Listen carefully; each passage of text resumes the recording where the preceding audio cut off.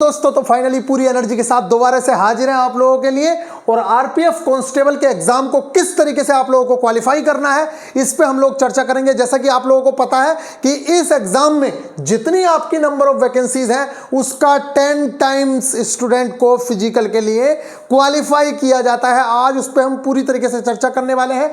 पूरी स्लाइड आप लोगों के लिए रेडी है कि कितनी एज वाले इस फॉर्म को फिल कर सकते हैं, क्या आप लोगों के एग्जाम में चेंजेस देखने को मिल रहे हैं या पहले की तरह ही सारी चीजें हैं। अगर मैथ्स में बात करें तो क्या लेवल रहता है, इंटेलिजेंस में क्या लेवल रहता है और जनरल अवेयरनेस में किस तरह के क्वेश्चंस पूछे जाते हैं, इन सारी चीजों पे हम लोग चर्चा करने वाले हैं। और फिजिकल के लिए जो 10 गुना बच्चे बुलाए जाते हैं उसमें कौन कौन सी एक्टिविटीज करवाई जाती हैं, तो गाइज इस पे हम लोग चर्चा करें। उससे पहले मैं आप लोगों को बता दूं कि सबसे पहले तो आप ये चीज समझ लीजिए कि अब आप लोगों के पास रेलवे में हर साल अपॉर्चुनिटीज रहेंगी।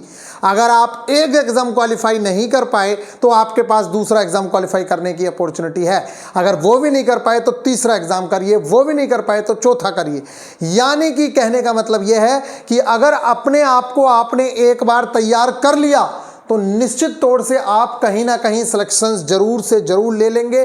बस आपको एक बार अपने आप को तैयार करना है। तो चलिए बात करते हैं। सबसे पहले आरपीएफ कांस्टेबल, उसकी 4208 पोस्ट आपके पास हैं। आरपीएफ एसआई की 452 पोस्ट आपके पास हैं। ये पोस्ट 2000 ग्रेड पे की होती है, यानी कि ये लेवल 3 पे पोस्ट आती है। कौन से लेवल पे? ये आप लोगों की जो पोस्ट है वो लेवल 3 की पोस्ट है और ये जो पोस्ट है वो लेवल 6 की पोस्ट है। ये 4200 ग्रेड पे की पोस्ट है। यहाँ पे आपको जो सैलरी मिलती है वो आप लोगों को कम से कम 55,000 के आसपास यहाँ पे सैलरी देखने को मिलेगी, बल्कि ज़्यादा भी सैलरी देखने को मिल सकती है। यहाँ पे अगर बात करें तो आपका 2000 ग्रेड पे होता है जो करीब 35,000 के आसपास, 32-35,000 के आसपास आपको सैलरी दिलवाता है। तो गाइज आई होप कि आप लोगों को ये बात बहुत अच्छे से समझ आ गई होगी।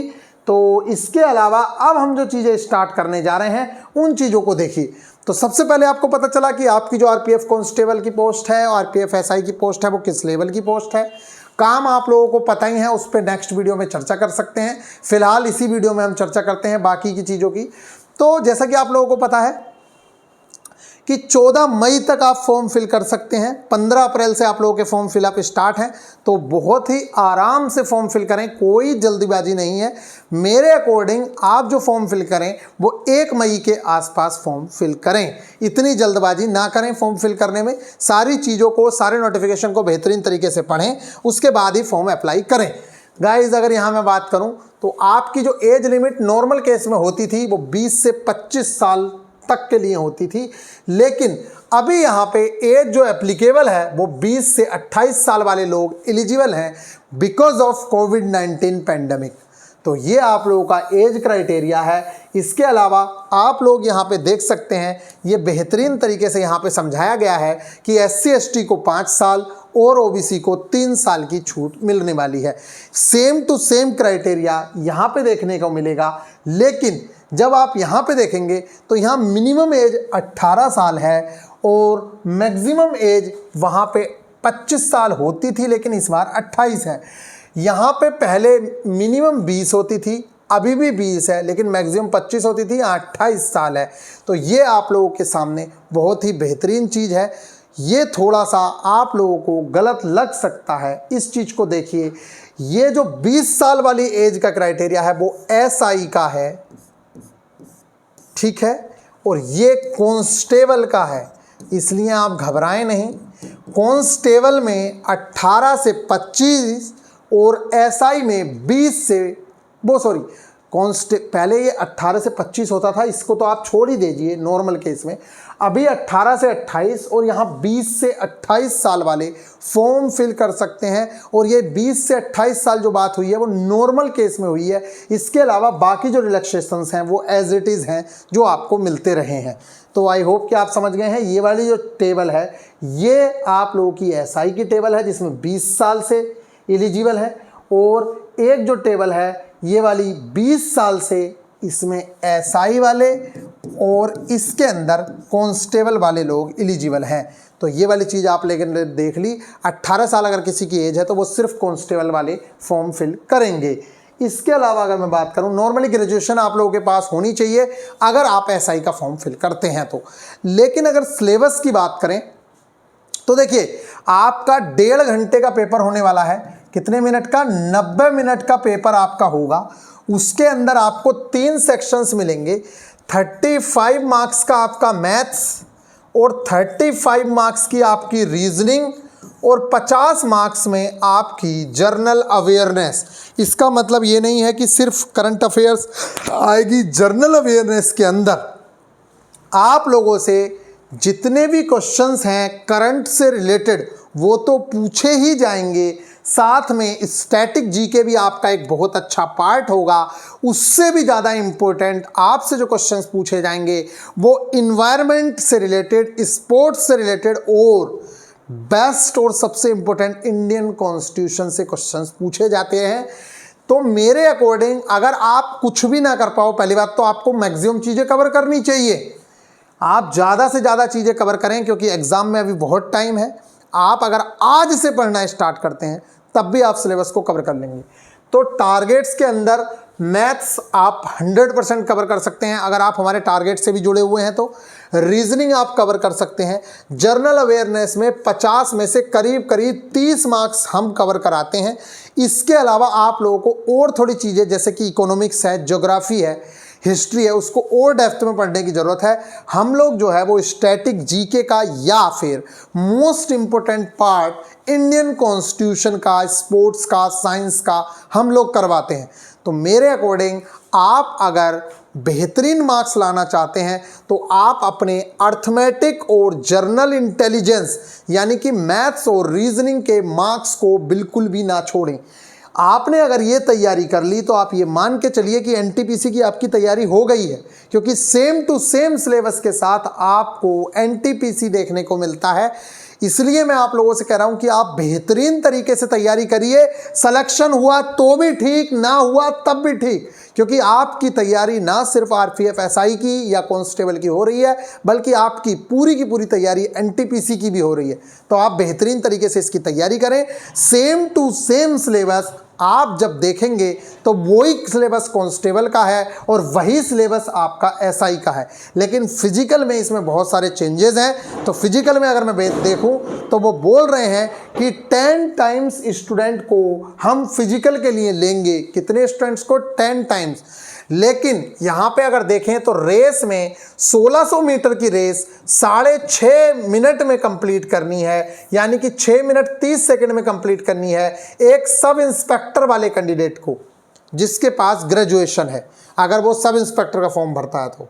लेकिन इसी केस में कांस्टेबल में यही रेस 5 मिनट 45 सेकंड में करनी है, यानी कि 45 सेकंड कम मिलेंगे आप लोगों को अगर आप कांस्टेबल में जाते हैं तो। यहाँ पे आप लोगों को 45 सेकंड का समय ज़्यादा मिलता है, इसीलिए इसकी रेस इजीली क्रैक कर जाते हैं बच्चे और इसकी रेस इजीली क्रैक नहीं कर पाते हैं। बहुत ही ज़्यादा डिफ़िकल्ट रेस मानी जाती है और बहुत सारे बच्चे उस रेस को क्वालिफाई नहीं कर पाते हैं, जिसके चलते कट ऑफ बहुत कम भी जाती रही हैं पहले भी। तो आप इस चीज़ को ख्याल रखें, बेहतरीन तैयारी करके जाएं। आप एक बार बस 10 टाइम्स स्टूडेंट्स में आ जाएं, क्योंकि टोटल वैकेंसीज मान लेते हैं जैसे कि आप लोगों को दिखाई यहाँ पे कितनी वैकेंसीज हैं। यहाँ पे टोटल 4600 वैकेंसीज हैं, 4200 हैं। तो आप 4200 मल्टीप्लाई बाई 10 यानी कि 42,000 स्टूडेंट क्वालिफाई करेंगे। आप 42,000 स्टूडेंट्स में 100% आइए और फिर उसके बाद आपके चांसेस बहुत हद तक बढ़ जाएंगे कि आपका सिलेक्शन होगा। इसलिए आप तैयारी बेहतरीन तरीके से करें और इसमें फिजिकल बहुत इंपॉर्टेंट रहता है। तो आप बड़ी ही आसानी से यहाँ सिलेक्शन ले सकते हैं। बस मेरा आप लोगों से एक ही कहना है कि आप एक बार तैयारी को बेहतरीन करिए, सिलेक्शन कहीं ना कहीं ले लोगे अगर आपकी तैयारी हो गई है तो, क्योंकि सबके सिलेबस लगभग मैच खाते हैं। इसमें भी अगर मैं बात करूँ ना ग्रुप डी के सिलेबस से, तो आप ये देखिए मैथ सेम है, रीजनिंग सेम है, जीके बस थोड़ा सा लेवल का अंतर रहता है। जीके में भी मैक्सिमम चीज़ें सेम है, करंट अफेयर्स सेम है, स्टैटिक जीके सेम है, कॉन्स्टिट्यूशन सेम है। थोड़ी सी यहाँ पे जीके एक्स्ट्रा पढ़नी है, इसलिए आप एक बार तैयारी करिए। यही सिलेबस ALP CBT 1 का भी है, बस उसमें साइंस एक्स्ट्रा है। यहाँ पे 4-5 क्वेश्चन देखने को मिलेंगे, वहाँ साइंस के बहुत ज़्यादा क्वेश्चंस मिलते हैं, बहुत डेप्थ में मिलते हैं। यही तो डिफरेंसेस हैं, बाकी सारी चीज़ें तो सेम ही है। तो इन चीज़ों का आप ख्याल रखें। इसके अलावा बात करते हैं आप लोगों में 800 मीटर का जो रन है वो लड़कियों को 4 मिनट में पूरा करना होगा। ये है SI के लिए। यही चीज लड़कियों को 3 मिनट 40 सेकंड में कंप्लीट करनी होगी 800 मीटर की दौड़ कांस्टेबल के लिए। तो पुरुषों को 1600 मीटर और महिलाओं को 800 मीटर दौड़ कंप्लीट करनी है। टाइमिंग एक बार देख लीजिए। अगर आप सब इंस्पेक्टर बनने जा रहे हैं तो आप लोग 6-6.5 मिनट मिलेंगे। अगर आप कांस्टेबल बनने जा रहे हैं तो 5 मिनट 45 सेकंड मिलेंगे। यहीं पे अगर आप लड़की हैं और SI में क्वालिफाई की हैं तो आपको 4 मिनट मिलेंगे 800 मीटर दौड़ के लिए, और यहाँ पे 800 मीटर दौड़ने के लिए 3 मिनट 40 सेकंड मिलेंगे। लॉन्ग जंप जो है वो लड़कों को बेस्ट कैंडिडेट हैं, वो 12 फीट का लॉन्ग जंप मारेंगे। कम से कम 12 फीट आप लोगों को लॉन्ग जंप मारना है। सब इंस्पेक्टर अगर लड़की बनने जा रही है तो उसको 9 फीट का मारना है। सब इंस्पेक्टर अगर बनने जा रहे हो लड़के हो तो 3 फीट 9 इंच का हाई जंप चाहिए, और सब इंस्पेक्टर अगर लड़की हो तो सिर्फ 3 फीट का हाई जंप चाहिए। इसी तरीके से अगर मैं बात करूं तो कांस्टेबल अगर बनने जा रहे हो, अगर आप लड़के हो तो 14 फीट का लंबी कूद आपको मारनी है, लॉन्ग जंप यानी कि लंबी कूद। और अगर आप लड़की हो तो सिर्फ 9 फीट की कूद मारनी है। यहाँ भी 9 फीट है, वहाँ भी 9 फीट है। हाई जंप की अगर बात करें तो ऊंचाई यानी कि ऊंची कूद यहाँ 4 फीट की मारनी है, और कांस्टेबल लड़की हो तो 3 फीट की मारनी है। इन चीज़ों की वजह से ही रेलवे में RPF कांस्टेबल की कट ऑफ बहुत कम जाती रही है, क्योंकि ये सारे क्राइटेरिया हर कोई पढ़ने वाला स्टूडेंट कंप्लीट नहीं कर पाता है। जिसके चलते मैं आपसे कहना चाहता हूँ कि आप अगर फिजिकल स्टैंडर्ड क्वालिफाई कर रहे हैं और फिजिकल आपका मैच कर रहा है तो आप निश्चित तौर से इन चीज़ों को कवर करें, क्योंकि एक बहुत बेहतरीन अपॉर्चुनिटी है। जो गांव के लड़के होते हैं अगर वो एक बार एग्ज़ाम क्वालिफाई कर जाएं तो उनके लिए फिजिकल वगैरह आसान हो जाता है। बात करते हैं हाइट की, तो हाइट में 165 दरोगा के लिए हाइट चाहिए, और फीमेल में 157 हाइट चाहिए। अगर आप OBC के कैंडिडेट हैं या अनरिजर्व कैटेगरी के कैंडिडेट हैं तो आपको ये क्राइटेरिया है। अगर आप SC ST हैं तो आपको 160 की कैटेगरी और 152 लड़कियों में हाइट चाहिए।